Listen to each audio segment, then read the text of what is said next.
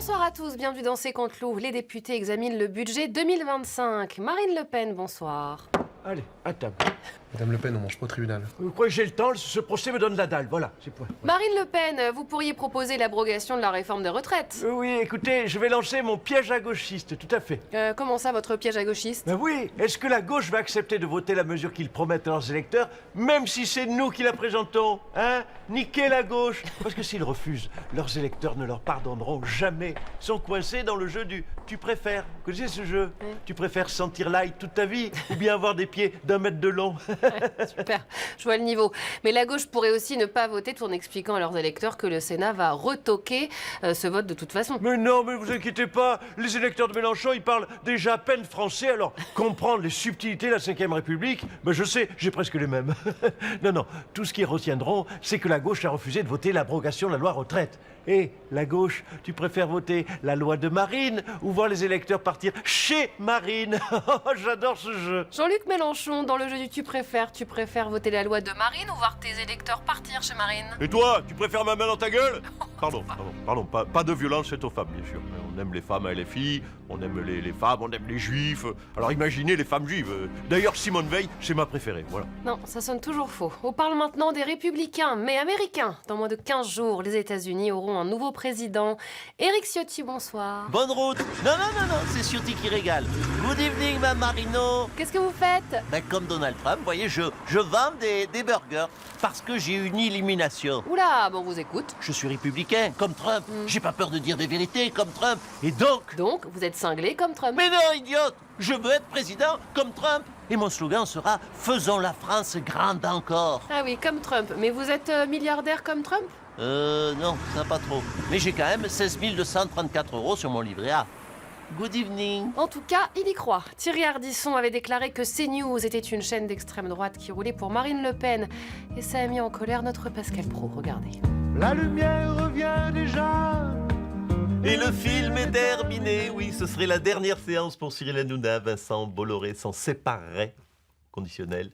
Il pourrait donc expulser un Tunisien, peut-être le rêve ultime de Vincent Bolloré, que en tout cas on soutiendra, nous, parce que c'est notre patron et que c'est lui qui nous paye. Ben oui, mais excusez-moi, mais Cyril on l'aime beaucoup, mais enfin on préfère garder notre emploi. Hein? Oui, Pascal, tapez plutôt sur Ardisson. Vous avez raison, Ardisson, qui, vous l'avez entendu, qui a eu l'outrecuidance de dire que CNews était une chaîne d'extrême droite et qui roulait pour Marine Le Pen. Mais d'où sortent ces propos, on ne sait pas. Je pense que cet homme, malheureusement, est aigri. Voilà, pardon.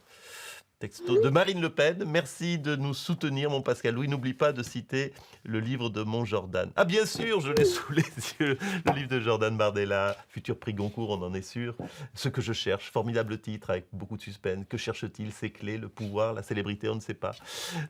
Qui sort aux éditions Fayard, à la maison d'édition de Vincent Bolloré. Comme quoi, la vie est bien faite. Merci à tous. Quel heureux hasard.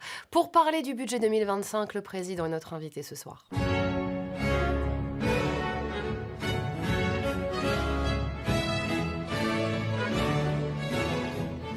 C'est du blanc de blanc?